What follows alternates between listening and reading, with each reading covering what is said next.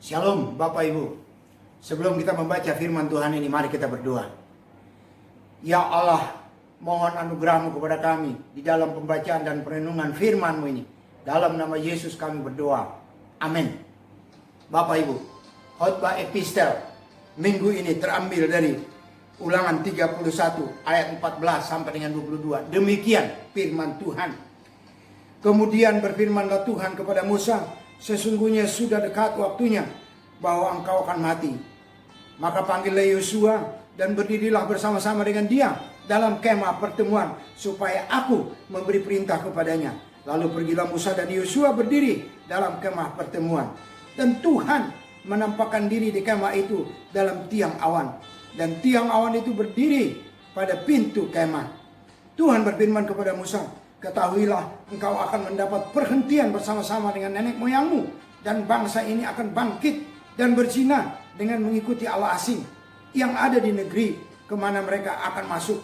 Mereka akan meninggalkan aku dan mengingkari perjanjianku yang kuikat dengan mereka. Pada waktu itu murkaku akan menyala-nyala terhadap mereka. Aku akan meninggalkan mereka dan menyembunyikan wajahku terhadap mereka, sehingga mereka termakan habis dan banyak kali ditimpa malapetaka serta kesusahan. Maka pada waktu itu mereka akan berkata, bukankah malapetaka ini menimpa kita oleh sebab Allah kita tidak ada di tengah-tengah kita? Tetapi aku akan menyembunyikan wajahku sama sekali pada waktu itu, karena segala kejahatan yang telah dilakukan mereka, yakni mereka telah berpaling kepada Allah lain. Oleh sebab itu, tuliskanlah nyanyian ini dan ajarkanlah kepada orang Israel.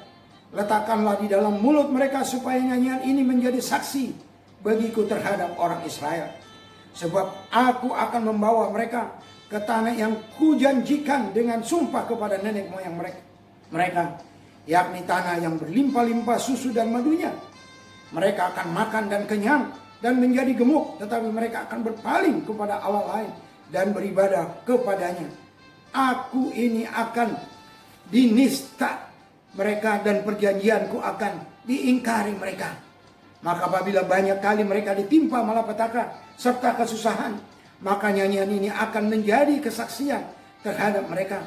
Sebab nyanyian ini akan tetap melekat pada bibir keturunan mereka. Sebab aku tahu niat yang dikandung mereka pada hari ini, sebelum aku membawa mereka ke negeri yang kujanjikan dengan sumpah kepada mereka. Maka Musa menuliskan nyanyian ini dan mengajarkannya kepada orang Israel. Bapak Ibu, nyanyian adalah salah satu sarana untuk menyampaikan isi hati seseorang kepada orang lain, atau memberitakan suatu peristiwa kepada orang lain, sehingga orang yang mendengar terikut di dalam peristiwa tersebut. Firman Tuhan hari ini disampaikan oleh Allah ketika bangsa Israel akan mau memasuki tanah Kanaan. Allah berkata kepada Musa bahwa Musa tidak ikut serta masuk ke tanah Kanaan. Dia akan kembali kepada leluhurnya, dia akan mati. Namun Allah berkata bahwa ia akan membawa bangsa itu masuk ke tanah Kanaan, dan bangsa itu akan menikmati susu dan madu. Mereka akan kenyang, akan gemuk, akan sejahtera.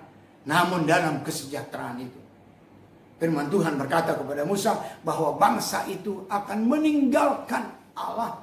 Mereka akan mengikuti Allah Kanaan, Allah lain. Dikatakan oleh Allah bahwa dia dinista oleh bangsa itu. Dia sangat kecewa kepada bangsa itu, sehingga Allah memalingkan wajahnya dari bangsa itu. Allah membiarkan bangsa itu disusahkan oleh bangsa-bangsa lain, termasuk diantaranya ketika bangsa Israel ditawan oleh Babylon. Mereka sangat menderita, dan ketika timbul kesadaran seperti tertulis di ayat yang ke-17, mereka berkata bahwa penderitaan, kesusahan ini terjadi karena Allah tidak bersama-sama dengan kita. Ketika itu terjadi, maka ayat yang ke-43 pasal yang ke-32 dikatakan bahwa Allah mendamaikan dirinya dengan bangsa itu. Musa diminta oleh Allah untuk menuliskan peristiwa ini dalam bentuk nyanyian untuk dinyanyikan oleh bangsa Israel, menjadi peringatan kepada bangsa Israel, kepada generasi-generasi yang berikutnya, dan nyanyian itu sampai kepada kita saat ini. HKBP memberi tema firman Tuhan minggu ini, menyanyikan keselamatan dari Tuhan. Tema ini mau mengajak supaya kita menyanyikan keselamatan yang daripada Tuhan. Kalau tema ini mau mengajak kita menyanyikan keselamatan yang daripada Tuhan itu, timbul pertanyaan, mengapa kita diminta untuk menyanyikan keselamatan yang dari Tuhan itu? Kalau kita menyelidiki firman Tuhan dalam Ulangan 31, 14-22 tadi, dan Ulangan 32, kita akan menemukan paling sedikit 3 hal alasan mengapa kita diminta untuk menyanyikan keselamatan yang daripada Allah. Alasan yang pertama adalah karena keselamatan itu hanya ada pada Allah. Kita boleh melihat itu di dalam ayat 16, 17, dan juga ayat 20. Bapak Ibu sekalian, bangsa Israel diperbudak di Mesir ratusan tahun. Mereka diperbudak di sana, Bapak Ibu sekalian. Dan tidak ada sesuatu kekuatan pun yang bisa mengeluarkan mereka. Mereka tidak sanggup keluar dari perbudakan Mesir. Hanya karena Allah saja yang mengeluarkan mereka. Karena Allah telah berjanji kepada nenek moyang mereka. Allah mengeluarkan mereka dari Mesir dengan tangan yang kuat. Dengan kuasa yang sangat besar. Mujizat-mujizat yang besar. Mereka dikeluarkan dari Mesir. Kelepasan dari Mesir ini adalah bayangan keselamatan mereka dari Mesir, dari perbudakan adalah bayangan apa yang dilakukan oleh Allah di dalam Yesus Kristus kepada manusia. Di mana manusia yang sudah jatuh dalam dosa, yang akan menerima hukuman maut, diselamatkan oleh Allah melalui kematian Yesus Kristus. Yesus berkata bahwa hanya melalui Dia jalan untuk mencapai Allah. Yohanes 14 ayat yang ke-6, Bapak Ibu sekalian. Oleh karena itu firman Tuhan ini mau berkata kepada kita, mengingatkan kita supaya kita mengumandangkan, memberitakan keselamatan itu, karena keselamatan itu hanya ada pada Allah di dalam Yesus Kristus. Alasan yang kedua, Bapak Ibu sekalian, adalah karena keselamatan itu adalah pintu masuk ke dalam berkat Allah. Ayat 20, 21 juga di dalam pasal 32, 13, 14, 15 dikatakan bahwa setelah bangsa itu keluar dari Mesir dan masuk ke tanah Kanaan, mereka menikmati susu dan madu. Mereka kenyang, mereka sejahtera. Keselamatan dari perbudakan, keselamatan itu adalah pintu masuk untuk menikmati berkat-berkat Allah. Dan itulah yang dituangkan oleh Daud di dalam Mazmur yang ke-23. Dikatakan bahwa Tuhan adalah gembalaku, takkan kekurangan aku. Dia membaringkan aku di rumput yang hijau. Dia menuntun aku ke air yang tenang. Karena Dia adalah domba Allah. Dan kepada kita anak-anak Tuhan saat ini, Paulus di dalam Efesus 1 ayat yang ketiga dikatakan bahwa Allah memberkati kita dengan berkat-berkat rohani yang dari surga. Karena apa? Karena kita adalah anak-anak Allah. Kita berhak atas janji-janji Allah. Mari Bapak Ibu sekalian, tetaplah di dalam keselamatan itu. Setialah kepada Tuhan. Engkau akan menikmati berkat-berkat Allah. Dan beritahukanlah keselamatan itu supaya orang lain juga menikmati berkat Allah itu. Yang ketiga, Bapak Ibu sekalian, yang ketiga adalah karena keselamatan itu untuk selama-lamanya. Bapak Ibu, saya tidak bisa membayangkan Allah membawa mereka masuk ke tanah Kanaan. Di satu sisi Allah melihat bahwa mereka ini nantinya akan menista Dia. Tapi karena keselamatan, janji keselamatan itu adalah kekal, Allah harus membawa mereka ke tanah Kanaan. Bapak Ibu sekalian, itu juga yang terjadi kepada bangsa Israel ketika mereka dibawa keluar dari Babylon.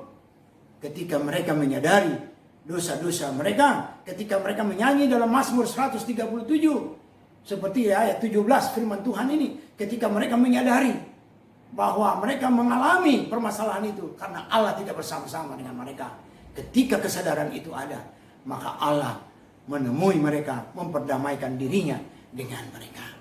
Bapak Ibu sekalian, itu juga yang terjadi ketika gembala meninggalkan 99 domba untuk mencari satu domba yang hilang. Karena Allah tidak mau satu pun di antara domba itu yang hilang. Bapak Ibu sekalian, jikalaupun kita jatuh ke dalam dosa, keselamatan itu tetap milik kita. Mari kita datang kepadanya untuk memohon pengampunan. Saya akan mengakhiri khotbah ini, Bapak Ibu, bahwa khotbah hari ini meminta kepada kita supaya kita mengumandangkan, menyanyikan keselamatan daripada Allah. Ada 3 alasan mengapa kita diminta menyanyikan keselamatan itu. Alasan yang pertama adalah karena keselamatan itu hanya ada pada Allah di dalam Yesus Kristus. Tidak ada di tempat lain. Alasan kedua, karena melalui keselamatan itu kita masuk ke dalam berkat-berkat Allah. Dan Anda sudah ada di sana. Alasan yang ketiga adalah karena keselamatan itu untuk selama-lamanya kekal. Mari, bagi kita yang sudah menerima keselamatan, tetaplah ada di dalam keselamatan itu. Setialah di dalam keselamatan itu. Bagi Bapak Ibu yang belum menerima keselamatan, yang belum yakin akan keselamatan, percayalah kepada Tuhan Yesus. Engkau akan selamat dan engkau akan masuk ke dalam berkat-berkat Tuhan. Amin. Mari kita berdoa. Bapa di surga, terima kasih keselamatan itu. Mampukan kami mengumandangkan, menyanyikan itu kepada orang lain, supaya orang lain juga boleh bertemu dengan Engkau. Dalam nama Yesus kami berdoa. Amin. Shalom. Sampai ketemu pada khotbah epistel minggu depan. Amin.